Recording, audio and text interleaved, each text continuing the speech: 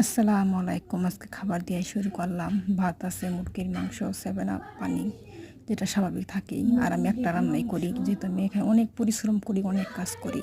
আসলে আমার ক্যামেরা ধরার মানুষ নাই, তাই আমি সব কাজের ভিডিওগুলো দিতে পারি না। আর ভিডিওগুলো খুব ছোটো ছোটো দেওয়া লাগে, ঠিক আছে। আজকে ফ্রিজটা পরিষ্কার করতেছিলাম, ঠিক আছে।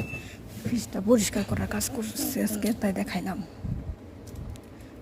ফ্রিজটা অনেক ময়লা হয়ে গেছে, ঠিক আছে। ফ্রিজ ময়লা হয়ে যাগা, বাচ্চা পোলাপান আছে তো, ওরা এত জিনিস আনে, পরিমাণ জিনিস ময়লা হয়ে যাগা।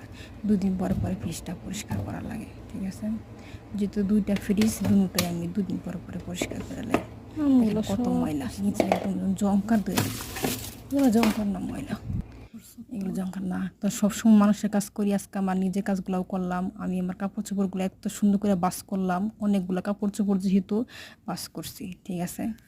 তো সবাই ভালো থাকেন। আসসালামু আলাইকুম।